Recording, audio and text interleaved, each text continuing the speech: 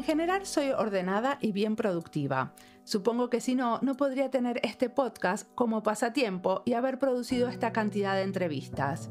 Pero a veces se me traspapelan las cosas. A veces, de tanto malabarear con los horarios y todo lo que hago, algo se cae y se rompe. Esto me pasó con este episodio. Me olvidé que lo tenía. De golpe, me pongo a ordenar mis notas y veo las notas de esta entrevista. Ahí me doy cuenta que nunca la publiqué. Encuentro el audio y le pido mucho perdón a la entrevistada. Esta entrevista la grabamos en abril del 2022 y acá está como recuerdo que hago más cosas de las que son razonables hacer y de que estaría bien tener más seguido tiempo para mirar mis notas. Laura Enrea trabaja entre el lenguaje y la cultura.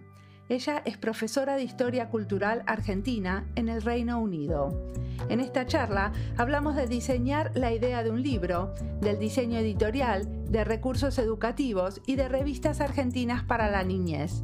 Nombramos la revista Villiquen, era una de las revistas que por momentos me compraban cuando estaba en el colegio primario. Mi nombre es Mariana Salgado, esto es Diseño y Diáspora.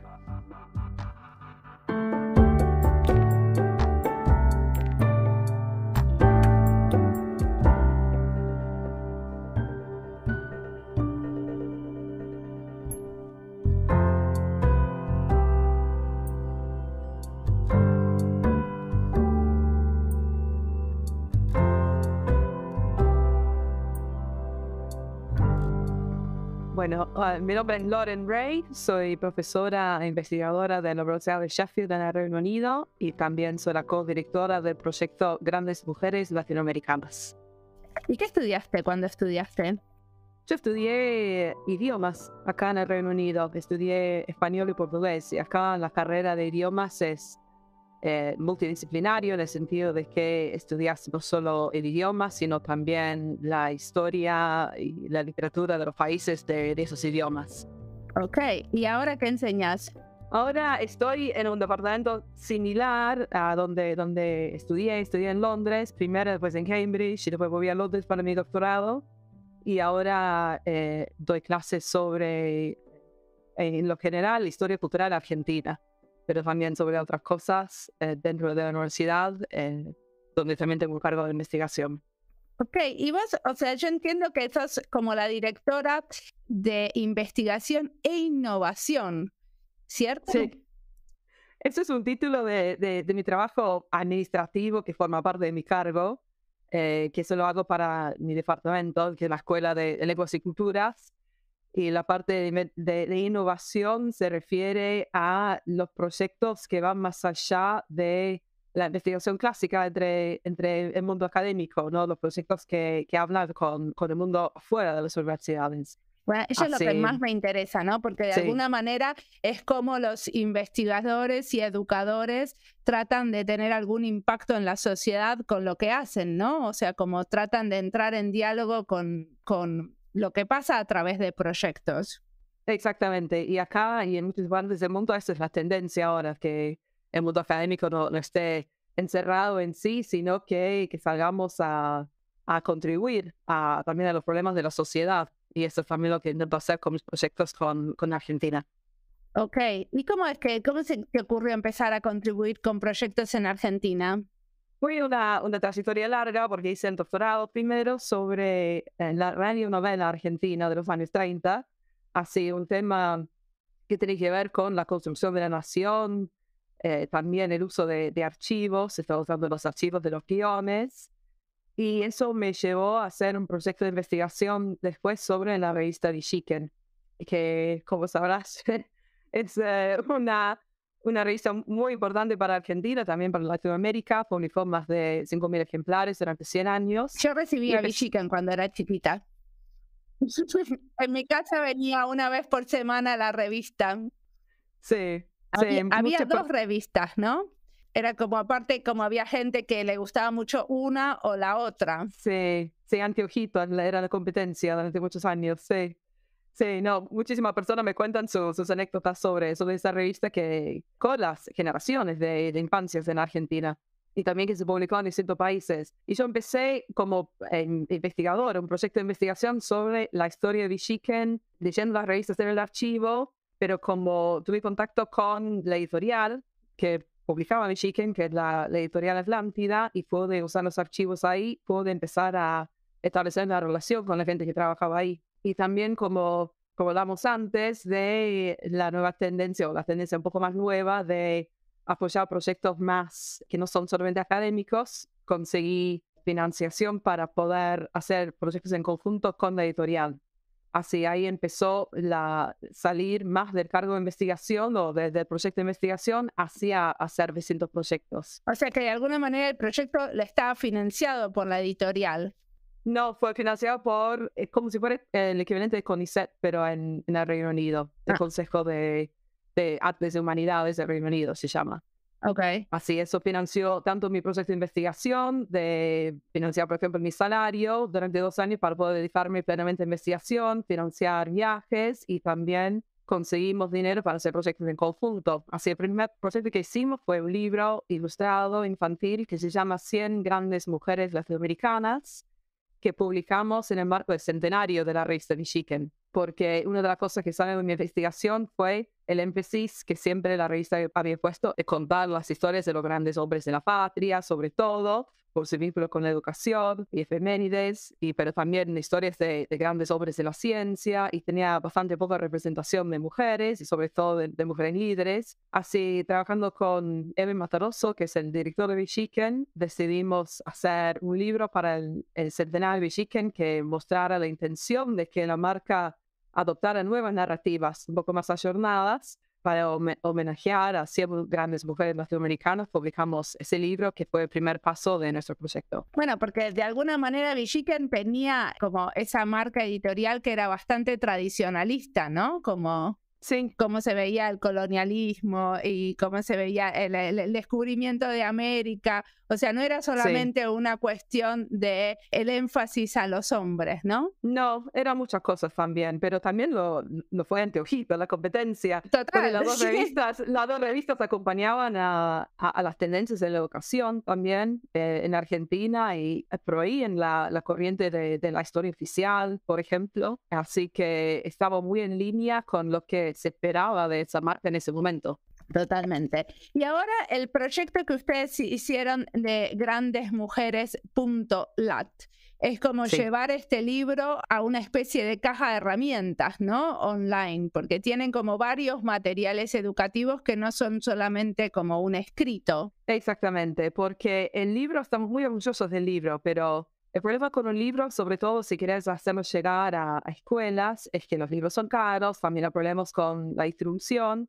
Y el libro ofrece biografías de mujeres con todo un proceso de curaduría para elegir algunos ejemplos de mujeres destacadas. Tiene hermosas ilustraciones, pero después para llevar eso al aula no tiene muchas herramientas como para los y las docentes lo usen. Así, la idea del sitio era reunir distintos recursos para facilitar el trabajo a los docentes y también, pero como partiendo desde el libro. Así, lo que ofrecemos, y este sitio grandesmujeres.lat es de acceso libre, es totalmente gratuito, no hay que ni siquiera registrarse para descargar los recursos.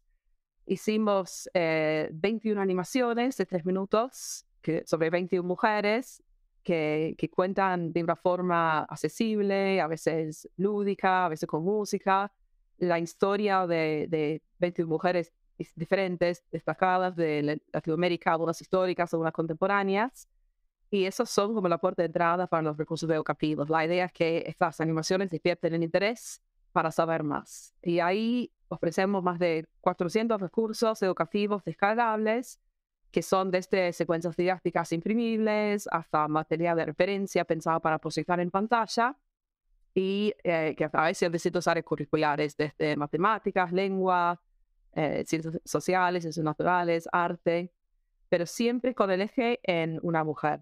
Así que la idea es, sobre todo con las mujeres contemporáneas, como las científicas, normalizar la presencia de las mujeres en distintas profesiones y en general visibilizar el trabajo de las mujeres de una forma transversal en términos curriculares, pero también de una forma que pueda complementar lo que están ya haciendo los docentes en Harvard. Sí, vamos a ver, vamos por partes. Tengo tantas preguntas como me encantó el proyecto. Decime una cosa, ¿quiénes lo están bajando? ¿Quiénes lo usan? ¿Lo usan solamente los argentinos o hay también los están usando gente de otros países? Porque aunque no se registren, ustedes deben tener las estadísticas, ¿no? Sí, lo están usando distintos países, en su mayoría de Argentina, pero también Guatemala, porque hicimos bastante trabajo con Guatemala. Tenemos una colega, Regina Solís, que trabaja con nosotros y que hicimos varios talleres para Guatemala, pero también de lugares donde todavía como no tenemos presencia y tampoco hicimos campaña de marketing para eso, pero está llegando a Chile, Colombia, México. Y a veces lo que vemos es que las animaciones son un poco como la puerta de entrada para que la gente después vaya a entrar al sitio, porque las animaciones también están en el canal de YouTube de Bichiken, últimamente que fue el 7 de abril, que fue el cumpleaños de Gabriela Mistral, que muchas personas vieron el video y eso llevó a la gente después al sitio. Y ahí se unieron los chilenos. Sí. Decime una cosa, ¿lo usan solamente para el colegio primario o también tienen recursos para el colegio secundario? Lo hicimos pensando en la escuela primaria, porque eso fue siempre el público para la revista Bichiken, así más o menos entre 6 y 13 años. Pero, y tenemos todo en 3 niveles de dificultad. Pero la idea, como es un proyecto para toda Latinoamérica, tampoco podíamos ser muy precisos en exactamente qué nivel corresponde a qué edad, porque eso es muy diferente de distintos países. Así, lo tenemos pensado para edades, pero es más allá del nivel de dificultad. Y me parece que el tercer nivel se podría aplicar a la secundaria en ciertos contextos para ciertos proyectos. Pero lo dejamos a propósito bien amplio para que cada docente en cada aula decida qué es mejor para sus estudiantes. ¿Y cómo recopilan como las experiencias de diferentes educadores que usaron el material? Sí, es un proceso que estamos empezando ahora, es bastante difícil, toda esta parte de seguimiento también y además y de difusión, ¿no? Porque empezamos a hacer talleres en Guatemala, que ahora es todo el proceso de empezar a contactar a las personas que participaron, a ver de qué manera lo están usando.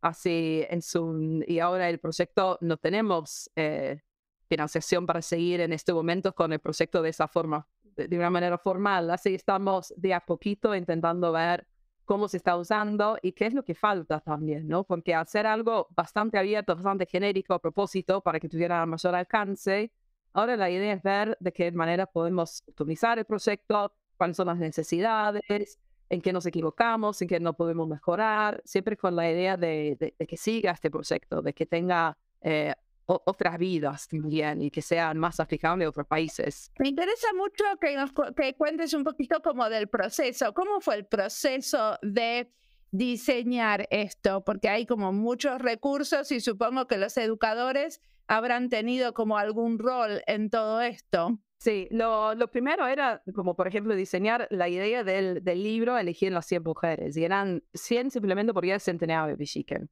100 mujeres para los 100 años. Y obviamente hay un montón más de mujeres que hubiéramos podido incluir. Hay sin fin de mujeres increíbles en Latinoamérica para incluir en eso. Pero habíamos hecho el trabajo difícil, que era tener esto como primer listado que representaba distintos ejes, distintas diversidades, que fuera representativo. Y ahí tuvimos que hacer otro proceso de selección porque teníamos que reducir la cantidad de mujeres que formaban eje de este proyecto por no poder hacer 100 animaciones, por no poder concentrarnos en 100 mujeres para los recursos. Elegimos 21 mujeres fueron las protagonistas de esta fase del proyecto, pero pensando en una variedad de profesiones o de aportes para poder pensar de qué forma sus vidas y sus trayectorias se pudieran integrar en currículas existentes. Eso fue la idea al principio, fue de ver, por ejemplo, artistas para arte, científicas para matemáticas y ciencias sociales, pero de qué forma, por ejemplo, un deportista. ¿Dónde encaja una deportista? Elegimos Marta, la brasileña. Bueno, en realidad hay números en el deporte, así que se puede ver su vida a través de los números en el deporte con matemáticas. También se puede hablar de ciencias sociales desde el punto de vista del rol de las mujeres en el deporte, en las dificultades de los equipos de fútbol femenino en comparación con el fútbol de hombres. y ver de qué forma con cada mujer se podía armar un set de recursos realmente vinculados a esta mujer, pero de una manera transversal. Y eso lo hicimos en conjunto con docentes, trabajamos con maestras, principalmente en Argentina, para que nos ayudaran a diseñar actividades y recursos que fueran apropiados para cada materia y cada nivel de edad también. Pero dentro de esa idea nuestra que era verlo un poco al revés, como tener la mujer en el centro y que todo partiera desde la mujer, en vez de hacer que una mujer entrara dentro de un set de preguntas curriculares existentes. Claro, perfecto. ¿Y hicieron algún prototipo que no les haya servido? Dijeron, bueno, mira, testeamos esto y resultó ser que no funcionaba. No exactamente, pero lo que sí hicimos era, en paralelo a esto, empezamos a desarrollar recursos educativos descargables e imprimibles para Bexiquen. Porque ahora Bexiquen no se edita más como revista, es un sitio web que publica noticias sobre educación y el mundo de conocimientos, bexiquen.la. Y para volver a vincular la marca Bexiquen con la comunidad de docentes, que es en un vínculo antes, en otras décadas, muy fuerte, que queríamos retomar, empezamos a desarrollar recursos partiendo desde esa idea para grandes mujeres, pero sobre otros proyectos. Hicimos un prototipo sobre Cuentos de la Selva, de Horacio Quiroga, que publiqué con Bexiquen en una edición bilingüe en español e inglés, sobre esos cuentos, y desarrollamos con docentes una serie de recursos alrededor de esos cuentos. Así también con comprensión lectora para la lengua, también con matemáticas, con ciencias sociales. Y en términos de diseño se puede como prototipo. Después, cuando pasamos a mujeres, empezamos a trabajar con una nueva diseñadora y encontramos lo que queríamos hacer para los recursos mismos, sobre todo los recursos que se descargan. Y ahí en este momento volvimos a diseñar Cuentos de la Selva para que continúe ese modelo y ahora lo vamos a lanzar. Pero también en Bexiquen hicimos recursos descargables sobre los efemérides. Por ejemplo, continuando lo que era siempre la parte fuerte de Bexiquen, así fue todo un proceso en conjunto lo que hicimos para distintos paquetes de recursos. Pero las efemérides son cuando alguien se muere, ¿no? O cuando es como el... Sí, porque lo que están en el calendario escolar, así, por ejemplo, Día del Maestro, o 9 de julio, 25 de mayo, todo lo que está dentro del calendario escolar, que son las fechas que sí se conmemoran en la escuela y que hay, para algunas fechas me parece que hay una obligación de marcar esas fechas en la escuela, así de proveer herramientas, actividades, secuencias didácticas, listas para usar en el aula, descargables de manera gratuita también, pero desde bexiquen.la para que estén listos para usar. Ok, y cuando una es, bueno, vos sos como investigadora y a la vez como diseñadora y creadora de todo esto, ¿no? ¿Qué cambia esto de que sos investigadora haciendo este trabajo? Es muy diferente si trabajaras directamente para Bexiquen y tuvieras un sueldo de ellos, ¿no? Como que de alguna manera toda la relación es muy diferente al ser vos una investigadora usando esto para tu propia investigación también. Como es un tipo de investigación, acción, que por lo menos en diseño es muy normal, pero no sé cuán natural es en las letras. Sí, no, en las letras en general no es muy normal. Y en las letras, a veces todavía hay cierto prejuicio en contra de lo que hago yo, porque la idea es mantener siempre la distancia crítica al objeto de estudio. Y lo que hice yo es empezar hasta cambiar el objeto de estudio para influenciar en las nuevas direcciones de Bexiquen, como que se va cambiando desde el formato de papel, con las nuevas narrativas, con el proyecto de mujeres. He trabajado hace varios años con Ewen, el director de Bexiquen, y es algo que se está viendo cada vez más porque los modelos de financiar la investigación ahora sí requieren esta parte de los proyectos más de extensión o de difusión de trabajo, así, pero entre ciertas comunidades y académicos no es muy bien recibido, sobre todo porque un producto como Bexiquen, que tiene una historia muy interesante, pero también a veces muy polémica, la idea es que, bueno, yo al estar involucrada, que perdí esta distancia crítica. es lo que argumentan también a veces. Bueno, Así pero de que alguna manera, no sé, yo lo veo como muy concreto porque los investigadores en diseño hacemos mucho de usar esa intervención, eso nuevo que estamos haciendo como una herramienta de investigación, ¿no? Para poder entender cuál es el campo de estudio, hasta dónde podemos llegar, cuáles son los límites en que se puede innovar en un espacio como ese. Sí, no, pero eso es bastante nuevo para lo que serían letras, sobre todo en el Reino Unido, es algo bastante nuevo. Así, en un sentido, tengo como dos ejes ahora. Tengo la parte de investigación, que estoy ahora escribiendo un libro sobre la historia de Chicken, que estoy casi terminando. Hace mucho que digo que estoy casi terminando. Pero una parte que es más tradicional, que es como un análisis de la historia de Chicken, como si fuera una biografía de la revista. Pero la parte final incluye esas reflexiones sobre ese proceso de investigación a través de todos esos proyectos y procesos. Así es como en dos partes en uno, pero hay como una separación entre las dos partes. Todavía no es posible integrar eso, sobre todo en la parte del análisis histórico de la revista. Ok, muy interesante. ¿Y cómo es para ellos, para la gente de Visiken? Porque supongo que también vos, al ser investigadora, traes incorporado como mucha crítica y mucha reflexión durante el proceso de diseñar y hacer cosas. Sí, ha sido muy interesante porque, sobre todo porque venimos de distintos mundos y siempre con Eben hablamos de este intercambio, este encuentro entre el mundo académico y el mundo de la industria.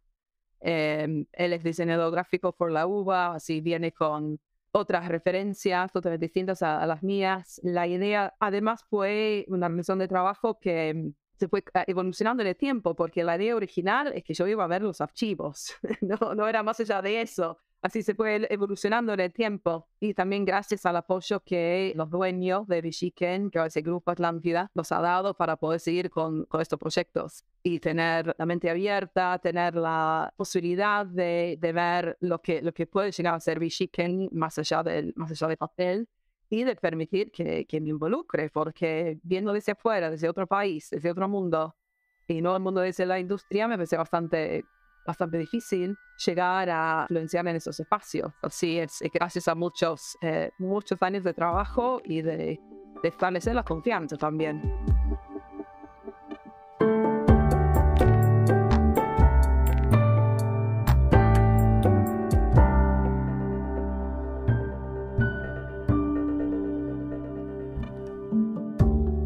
Esta es parte de las listas: educación y diseño, diseño y niñez, diseño con perspectiva de género, Reino Unido y diseño, Argentina y diseño. Podría tener otra lista sobre diseño editorial. Se me van ocurriendo las listas y me pregunto si vale la pena tener tantas.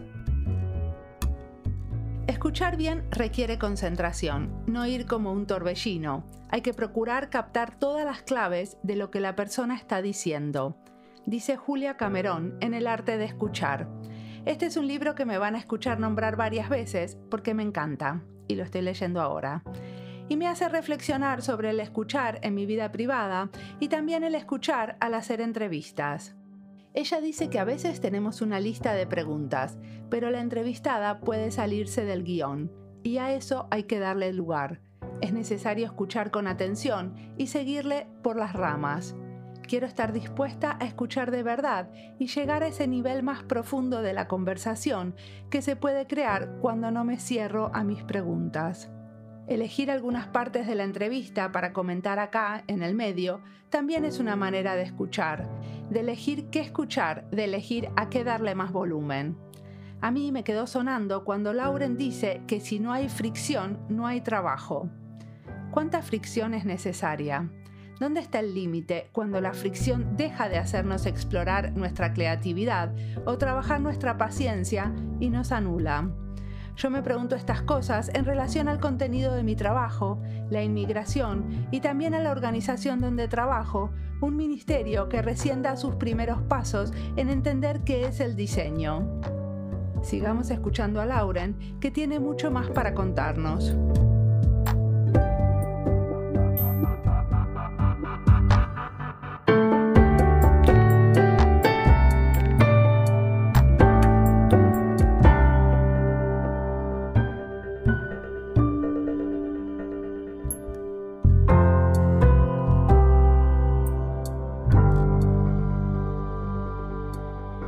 parece que fue tu contribución en ese equipo? ¿O cómo fue la relación, no? Bueno, es un encuentro entre estos dos mundos. ¿En qué cosas hubo fricción y en qué cosas las cosas fluían normalmente? Siempre hay fricción, me parece. Me parece que si no hay fricción, no hay trabajo en un sentido, ¿no? Porque además era ver las cosas de una distinta perspectiva, porque yo además siempre me pude respaldar en la investigación. Por ejemplo, no era que yo tenía una idea de, bueno, hay que poder establecer el rol de la educación porque era una idea mía. Era porque yo había visto en Villiquen los años de más éxito eran los años donde había más vínculo, por ejemplo. Eso lo pude demostrar. Lo mismo con la parte de género. Se puede demostrar continuamente la presencia de estas series de grandes hombres hasta los 90. Como eso seguía en la revista. Se podía demostrar eso, como proponiendo nuevas ideas. O sea, lo que vos podías demostrar era que Villiquen seguía los programas de estudio del momento. Sí, también, sí. Y al demostrar también que el mundo había cambiado y que ahora había más espacio para distintas cosas, que eso también se podría hacer. Pero me parece que eso también y la mezcla en el proyecto de mujeres, porque soy investigadora, hace años que me dedico a eso y tengo conocimiento sobre de esas mujeres históricas que incluimos en el libro, y además la idea de cómo hacer de ellas las protagonistas en un proceso curricular. Eso es lo que yo aporté, me parece. Y bueno, también es muy nuevo que Villiquen haga cosas que sean como publicadas con licencias abiertas, ¿no? Sí, no, eso también forma parte de la novedad. Sí, forma parte de la novedad en el sentido de, de tener los productos gratuitos para el uso escolar. Pero todo para cambiar desde el papel hasta el mundo digital es un proceso totalmente nuevo para Villiquen, pero que se veía viendo también en los últimos años con la decadencia en las revistas, en el mundo en general, ¿no? Perfecto. Y podemos pasar al proyecto ese del proyecto del centenario de Villiquen. ¿Me lo contás? Bueno, al principio fue mi investigación nada más, que después pude ofrecer también a Atlántida para ayudar a crear la narrativa institucional alrededor del centenario de Villiquen. Así, por un lado, era una parte que tiene que ver con la historia, de cómo hablar de eso en profesiones, por ejemplo, pero la gran contribución me parece que fue que el libro de 100 grandes mujeres latinoamericanas fue el libro oficial de Villiquen para el centenario. En vez de hacer una recopilación de grandes momentos de Villiquen, que es lo que se había hecho para otros aniversarios, hicimos esto como algo nuevo, como con la intención de una nueva etapa de Villiquen. Como una manera de festejar fue de alguna manera llenar el vacío que tenían las mujeres, ¿no? O sí. La información sobre mujeres. Sí, y el centenario de Villiquen que se conmemoró en noviembre de 2019 en el Congreso de la Nación, que fue declarado de interés, y usamos ese mismo evento para lanzar el libro. Así era realmente la intención del momento del centenario, era mirar hacia el futuro, no más allá de todos los recuerdos lindos de Villiquen, toda la nostalgia. La intención era y sigue siendo ver cómo es el futuro de Villiquen para que sobreviva 100 años más. ¿Y cómo es el futuro? O sea, ¿hicieron escenarios de acá a 50 años? ¿Cómo cambia esto? Me parece, es muy difícil saber porque el mundo está cambiando siempre y sobre todo los productos para las infancias hay tantos cambios y tanta tecnología, pero tanta tecnología que requiere mucha inversión que es difícil ver para cualquier marca dónde va a terminar todo eso, cómo se va a desarrollar todo. Para Villiquen en particular me parece que sea lo que sea el producto final o las plataformas de producto, para mí el eje siempre es mantener el vínculo con la educación y además en este momento concentrarse en la comunidad educativa. más que hacer los productos directamente para niños y niñas. Me parece que esto es ya lo que antes era la revista, que tenía este doble destinatario, ¿no? Primero los adultos que compraban la revista para las infancias y después los niños y niñas que lo leí en la revista. Me parece que en este momento Bichiken se tendría que concentrar más en la parte educativa. ¿Pero qué van a hacer en el futuro? O sea, ¿hay planes secretos que me puedes contar? Supongo que si me puedes contar no son secretos. No, pero como bien dijiste, yo no trabajo para Bichiken, así que estoy siempre como afuera, me involucro con ciertos proyectos. Mi involucramiento dependerá también de cómo se evoluciona mi investigación o las posibilidades que tengo para pedir nuevos proyectos, nuevos subsidios para proyectos.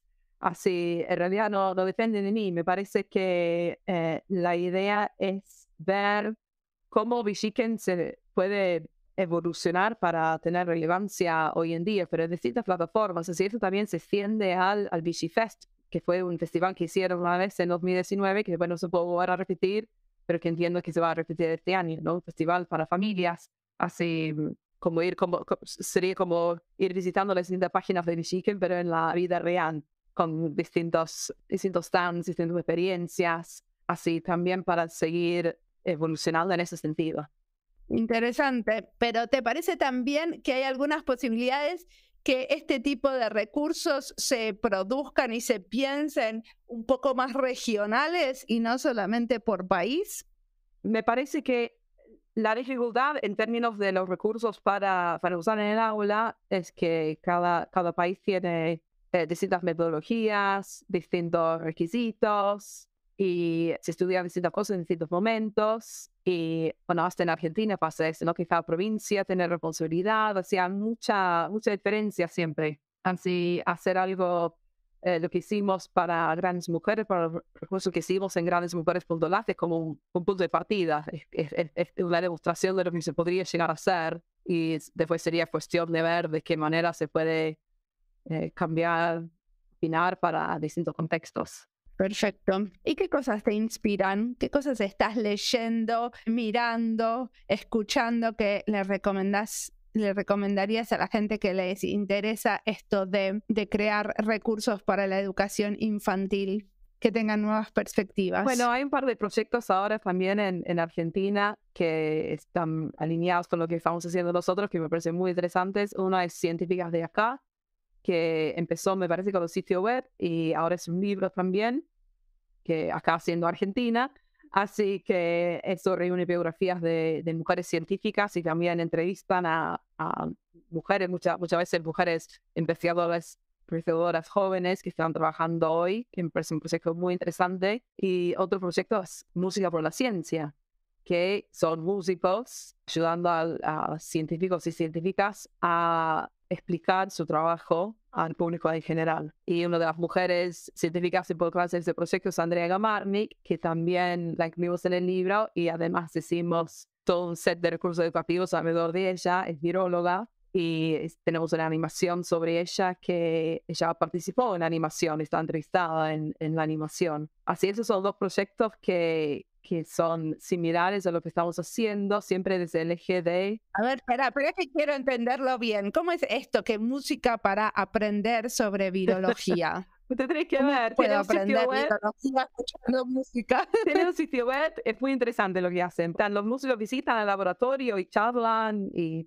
hacen performance ahí, y después ilustran, usan la música para hacer películas, para ilustrar distintos procesos científicos de una manera accesible, similar a lo que intentamos hacer nosotros, pero como explican más allá de no hablan tanto de la figura de la persona científica, sino que hablan de la ciencia en sí, pero es cómo explicar, cómo comunicar ideas de la ciencia al público no científico. Ok, me parece que lo tengo que escuchar. ¿Hay algo más que te hubiera gustado que te pregunte y no te pregunté? No sé. Hiciste como un pasaje súper interesante en tu carrera, ¿no? Porque al principio de estudiar lenguas pasaste como a hacer esto de la investigación, acción, produciendo contenidos para un público infantil. ¿Te parece que esto de hacer contenidos para un público infantil va a seguir en tu como en tu foco de investigación? Sí, me parece que sí. Me parece que el próximo paso para mí sería ver cómo integrar esos dos mundos, porque por ahora son mundos separados y como dije, no fue la intención de hacer investigación-acción. Y en el proceso de hacer el proyecto de mujeres tampoco lo veía así, lo veía como un hacer más que un investigar. Ahora que pasó el gran momento de estrés y caos de estar produciendo este proyecto, ahora que puedo reflexionar sobre eso, es el momento de ver en el futuro de cómo puedo aplicar esos nuevos conocimientos y estas nuevas visiones que tengo ahora para seguir con eso. Perfecto. ¿Y tenés en mente algunos otros nuevos proyectos? Bueno, en este momento tengo otro proyecto actual que es un proyecto de investigación con investigadoras de CONICET en Argentina, que es sobre las experiencias de niños y niñas de pueblos indígenas en la pandemia, pero también desde el punto de vista de el uso de distintos recursos educativos en las distintas provincias, el contacto con docentes en este momento, la disponibilidad de recursos y la conectividad para distintas plataformas. Así, este es un proyecto que estoy trabajando ahora hasta el año que viene. Sí, estoy enfocada. ¿Pero estás investigando lo que pasó o están creando algo? Estamos haciendo las dos cosas, investigando lo que pasó, hablando con las comunidades educativas y también con las familias para ver de qué manera se podría, cuáles son las necesidades para proponer distintos recursos.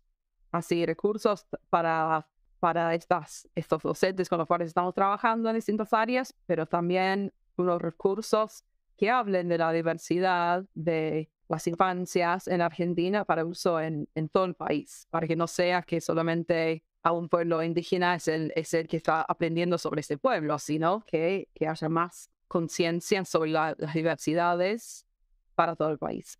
Bueno, buenísimo. ¿Y qué le recomendarías a la Loren que recién empieza, que es joven y que recién empieza y termina su carrera universitaria? No sé. Es una pregunta muy difícil. Lo único que sé es que todo el esfuerzo para aprender el español valió la pena. Eso ¿Y sí. el español lo aprendiste de adulta? Porque es increíble lo bien que hablas. No, lo aprendí, empecé con 13 años en la secundaria y después yo tenía una amiga en Madrid que nos escribimos cartas y nos visitábamos, pero con 18 años fui a Mendoza unos meses a enseñar inglés y al volver empecé a estudiar en la facultad y ahí conocí a mi marido, que es argentino, y eso facilitó bastante poder mejorar el español y también tener la excusa de visitar mucho, y de ahí fue eso también, ¿no? De muchísimos años de estudio y de contacto con el idioma. Buenísimo. Vale la pena estudiar idiomas. Sí, exactamente. Bueno, muchísimas gracias por la charla. Bueno, muchas gracias a vos por la invitación.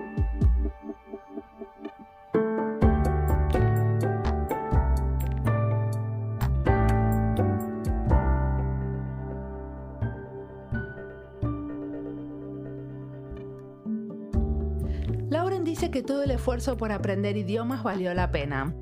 Esto, desde alguien que tiene el inglés como lengua materna, está muy bien escucharlo.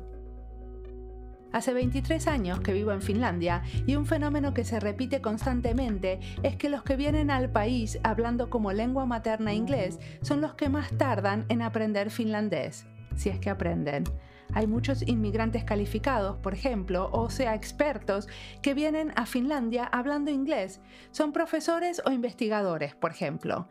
A ellos es a los que más les cuesta poner un esfuerzo constante en el idioma, porque cuando llegan ya tienen trabajo y para aprender finlandés hace falta muchísimo esfuerzo que no está contemplado en las horas de trabajo.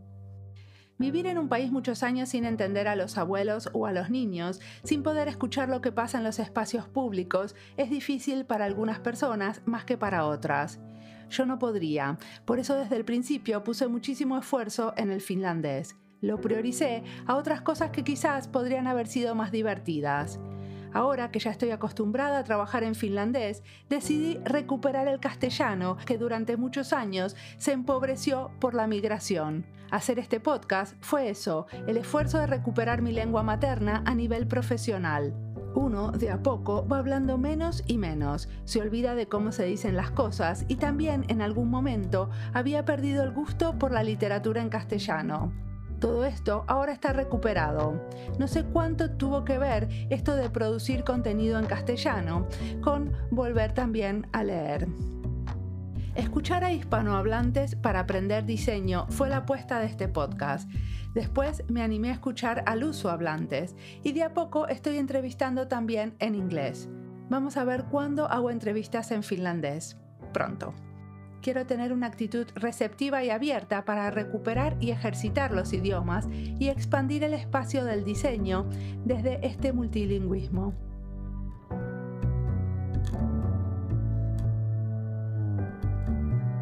Como siempre, la música del podcast es de Antonio Zimmerman, el diseño de sonido es de Andy Fechi.